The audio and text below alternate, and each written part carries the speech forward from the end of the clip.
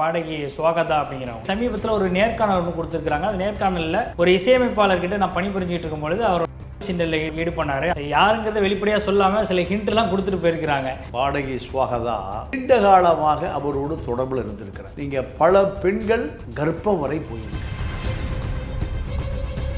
பொது கேள்வி என்னன்னா, பல வருடங்கள் கழித்து தான் நீங்க உண்மை சொல்றீங்க. வைரமுத்து மீது சின்மயி சொன்ன கதையும் அப்படித்தான். அதே போலதான் இந்த சுவாகதா கதையும். மொத்தமாக அதுக்கப்புறம் தான் ஒவ்வொரு நடிகைகள் யாரெல்லாம் பாதிக்கப்பட்டாங்களோ அவங்களும் சேர்ந்து கம்ப்ளைண்ட் கொடுக்க ஆரம்பிச்சாங்க. இதே மாதிரி ஒரு காலகட்டம் எடுத்துச்சு, ஒரு பெரிய இடைவெளி இருந்துச்சு. அப்போ தமிழ்நாட்டில் அப்படி காலகட்டமே இன்னும் வரலையே. எத்தனை வருஷம் இந்த மாதிரி யாருக்குமே சாவலை இது வரைக்கும். அந்த ஆகாது, எப்பவுமே ஆகாது. இவர்களுக்கு என்ன நோக்கம்னா, எதை வேண்டுமானாலும் விளக்க தயார், எங்களுக்கு வாய்ப்பு கொடுங்க. இது யாருடைய தவறு? ஒரு நிகழ்ச்சி நடத்துறாங்க டிஎம்கே ஆட்சி காலத்திலேயே, கலைஞர் நூற்றாண்டு விழா. ஆமாம், திரைப்பட கலைஞர்கள் அத்தனை பேரும் 10 நாள் எந்த வேலைக்கும் போகல. எல்லாம் அந்த நிகழ்ச்சிக்கு ஒருங்கிணைக்கப்பட்டாங்க. 10 நாள் யாருக்கு சம்பளம் இல்லை, சாப்பாடு மட்டும்தான் கொடுத்தாங்க.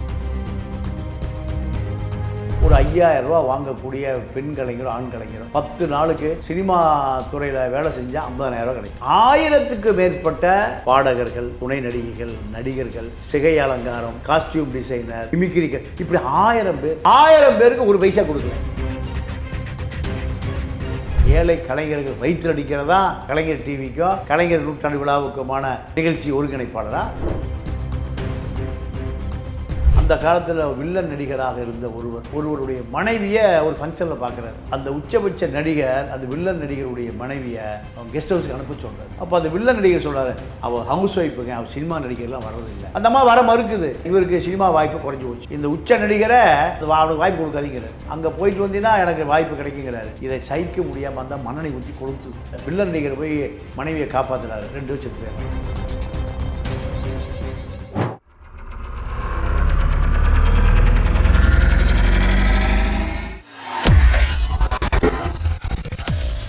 வேலை வேண்டுமா? ப்ளூ ஓஷன் இருக்கிறது. 10th 12th டிப்ளமோ டிகிரி படித்தவர்களுக்கு உணவு, தங்குமிடம், இஎஸ்ஐ, பிஎஃப், இன்சூரன்ஸ் உள்ளிட்ட சலுகைகளுடன் அனுபவத்திற்கேற்ற நல்ல சம்பளம் 15,000 முதல் 30,000 வரை. பெண்களுக்கு முன்னுரிமை. 2000த்திற்கும் மேற்பட்ட வேலை வாய்ப்புகள் உள்ளன. இப்போதே தொடர்பு கொள்ளுங்கள். Blue ocean.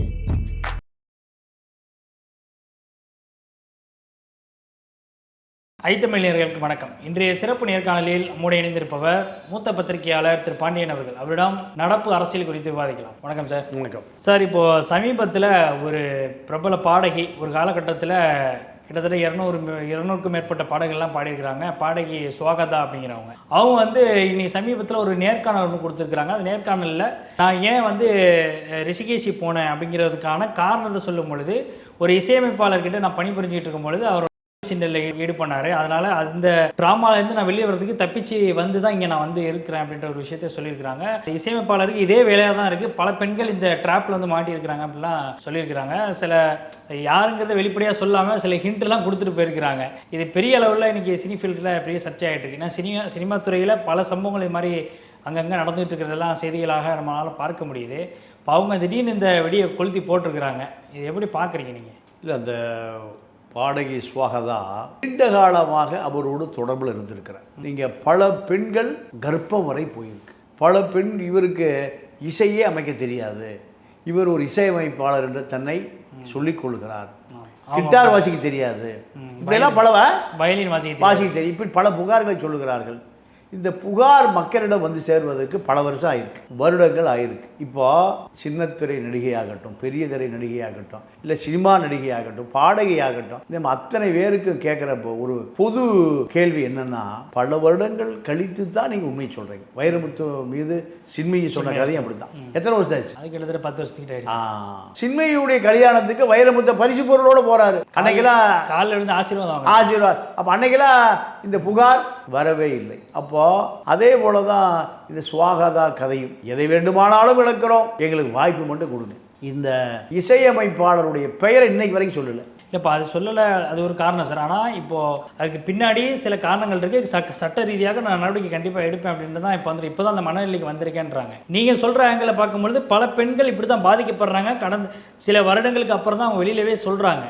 ஆனால் அதற்கு முன்பாக அவங்க அந்த டைமில் அவங்க ஃபேஸ் பண்ணக்கூடிய விஷயம்னு ஒன்று இருக்குல்ல. இப்போ அதில் எந்த அளவுக்கு வந்து அதை ஹேண்டில் பண்ணணும், அதை எப்படி நம்ம கையாளணுங்கிற ஒரு விஷயம் கூட அவங்களுக்கு தெரிஞ்சிருக்காது. அதை பற்றியான ஒரு அவேர்னஸ் இருந்திருக்காது, ஒரு பயம் இருந்திருக்கும். இது வெளியில் சொன்னால் ஏதாவது ஆகிடுமோங்கிற ஒரு அந்த ஒரு நெருடல் இருந்துகிட்டே இருந்திருக்கும்ல.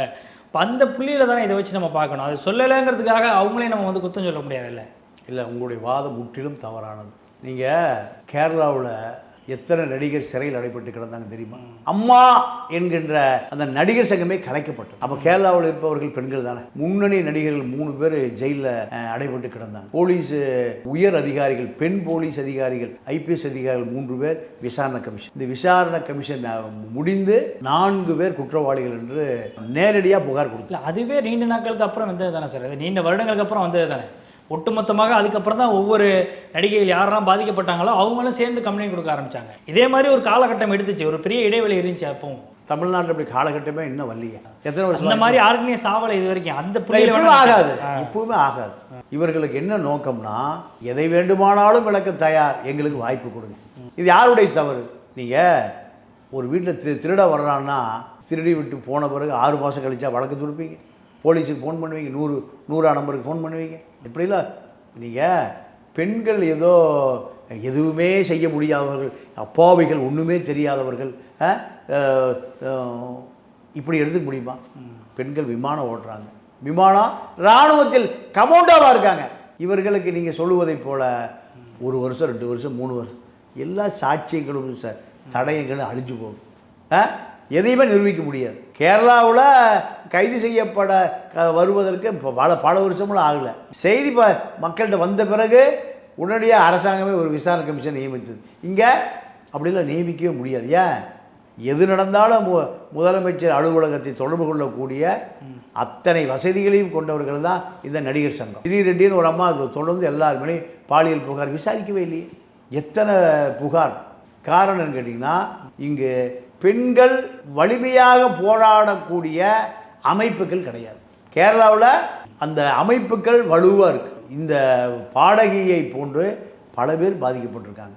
ஆனால் இவர்களை பாதுகாக்கக்கூடிய நடிகர் சங்கமோ இல்லை இசையமைப்பாளர் சங்கமோ எந்த சட்ட நடவடிக்கைக்கும் போகாது. நீங்கள் கலைஞர் 100 ஆண்டுன்னு ஒரு நிகழ்ச்சி நடத்துகிறாங்க DMK ஆட்சி காலத்திலேயே. நம்ம கலைஞர் 100 விழா. ஆமாம் ஆமாம் ஆமாம். அப்போது திரைப்பட கலைஞர்கள் அத்தனை பேரும் 10 நாள் எந்த வேலைக்கும் போகல.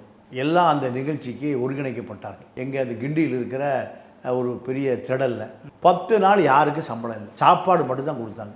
ஒவ்வொருவருக்கும் குறைந்தது ஒரு கலைஞர் ஒரு 5000 ரூபா வாங்கக்கூடிய பெண் கலைஞரோ ஆண் கலைஞரோ 10 நாளுக்கு சினிமா துறையில் வேலை செஞ்சால் 50,000 ரூபா கிடைக்கும். இப்படி 1000க்கு மேற்பட்ட பாடகர்கள், துணை நடிகைகள், நடிகர்கள், சிகை அலங்காரம், காஸ்டியூம் டிசைனர், மிமிக்ரிக்கர், இப்படி 1000 பேருக்கு ஒரு பைசா கொடுக்கல. இவர்களெல்லாம் போய் செல்வமணி, RK செல்வமணி புகார் கொடுக்குறாங்க. தயாரிப்பாளர் எங்களுக்கெல்லாம் 10 நாள் 15 நாள் வேலை வாங்கிட்டு சோறு கூட கொடுக்கலங்க, எங்களுக்கு வர வேண்டிய பணத்தை வாங்கி கொடுங்க. பல கோடி ரூபா வரணுங்க. ஒரு ஆளுக்கு 50,000 1 லட்சம்னா ஒரு 200 300 கலைஞர்கள் போனால் 300 × 1 லட்சம் 3 கோடி ஆச்சு. இன்று வரை வழங்கப்படவில்லை. அப்போ எதுக்கு நடிகர் சங்கம் வச்சுருக்கீங்க? எதுக்கு இசையமைப்பாளர் சங்கம் வச்சுருக்கீங்க? அப்படிலாம் கேட்டு வாங்க முடியும். யாரு?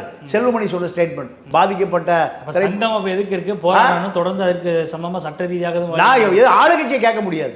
நடன இயக்குனர் சங்கம், உடை வடிவமைப்பாளர் எல்லாம் போய் முட்டி பார்த்துட்டாங்க. ஜவுளி கடையில் கடன் வாங்கி, துணி கடையில் கடன் வாங்கி, எதுவுமே இன்று வரை கொடுக்கப்படவில்லை. இது எப்படி எடுத்துக்கிறது?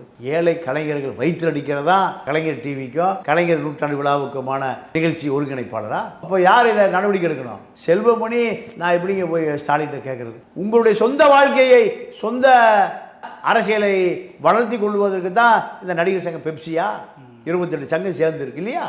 இதுபோன்று தமிழ்நாட்டை பொறுத்தவரை சட்ட ரீதியாக போராடுவதற்கு ஒரு வலுவான அமைப்புகள் இல்லை. அதனுடைய விளைவு தான் இப்போ இந்த சுவகாதா போன்ற சகோதரிகள் பாதிக்கப்பட்டதை அவர்களுக்கு பாதுகாப்பே எனக்கு தெரிஞ்ச ஒரு 50 வருஷமாக இல்லைங்க. எத்தனை வருஷமாக இல்லை? 50 வருஷமாக இல்லை. அது எனக்கு நான் ஒரு 30 ஆண்டுகளுக்கு முன்பு நான் ஒருத்தர் சந்தித்தேன். அவர் சொன்னார், உச்சபட்ச நடிகர், அந்த காலத்தில் வில்லன் நடிகராக இருந்த ஒருவருடைய மனைவியை ஒரு ஃபங்க்ஷனில் பார்க்குறாரு. அப்போது அந்த உச்சபட்ச நடிகர், அந்த வில்லன் நடிகருடைய மனைவியை கெஸ்ட் ஹவுஸுக்கு அனுப்ப சொல்கிறார். அப்போ அந்த வில்லன் நடிகர் சொல்கிறாரு, அவள் ஹவுஸ் ஒய்ஃபுங்க, அவள் சினிமா நடிகர்லாம் வர்றதில்லை, அவள் அது போல ஆளும் அல்ல. அந்த உச்ச நடிகர் பாலியல் ரீதியாக பயன்படுத்தி கொள்ளுகிற பல பெண்கள் அவர் ஒருத்தர் நினைக்கிறாரு. அந்த அம்மா வர மறுக்குது. இவருக்கு சினிமா வாய்ப்பு குறைஞ்சி போச்சு. இந்த உச்ச நடிகரை அந்த அவனுக்கு வாய்ப்பு கொடுக்காதீங்கிறார். குடி நோயாளியாக போயிட்டு குடும்பத்தில் குழப்பம். நீ அங்கே போயிட்டு வந்தீங்கன்னா எனக்கு வாய்ப்பு கிடைக்குங்கிறாரு. இதை சகிக்க முடியாமல் அந்த மண்ணெண்ணை ஊற்றி கொளுத்துது. வில்லன் நடிகர் போய் மனைவியை காப்பாற்றுறாரு. 2 பேர் செத்து போயிடுறாங்க. கை குழந்தைகள் இப்படி செத்து போயிடுறாங்க. நீங்கள் 30 வருடங்களுக்கு முன்பு மண்ணெண்ணெய் ஊற்றி கொளுத்தி இறந்து போன வில்லன் நடிகர்னு விசாரிங்க. அப்போது எவ்வளவு அயோக்கியத்தனம் இருக்குது. அந்த நான் சொன்ன அந்த உச்ச நடிகர் அரசியல் கட்சியிலையும் இருந்தார். இது போன்ற எத்தனையோ விஷயங்களை கேட்பதற்கு அங்கே ஆளே இல்லை. அதே போல தான் இந்த சுவேகதா. இந்த ஃபீல்டில் இருக்கக்கூடியவங்க நபர்கள்ட்ட அரசியல் ஆதிக்கமும் அதிகமாக இருக்கிறதுனால பெரிய அளவில் நடவடிக்கையும் இருக்க மாட்டேது அப்படின்றீங்களா? இதுதான் உண்மை. இப்போ இந்த அரசியல் ரீதியாக பெரிய அளவில் இன்ஃப்ளூயன்ஸ் வச்சுருக்கனால தான் சார் இது வரைக்கும் அவங்க பண்ணிகிட்டு இருக்கிறாங்க. இப்போ கேரளா மாதிரியான ஒரு சூழலை உருவாக்கணும் அப்படிங்கிற ஒரு போக்கு வந்து இது வரைக்கும் தமிழ்நாடு சினிமா துறையில் எதுவும் யாருமே எடுக்கலையா? எடுக்க வாய்ப்பில்லை. முதுகெலும்பு இல்லாதவர்கள் தான் திரைப்படத்துறையில் இருக்காங்க. யார்? முதுகெலும்பே இல்லாதவர்கள். எந்த அநியாயத்தை தட்டி கேட்க தெம்பும் திராணியும் இல்லாதவர்களால் தான் இந்த திரைப்பட அமைப்பு உருவாக்கப்பட்டிருக்கு. அதனால் அதுக்கெல்லாம் வாய்ப்பே இல்லை.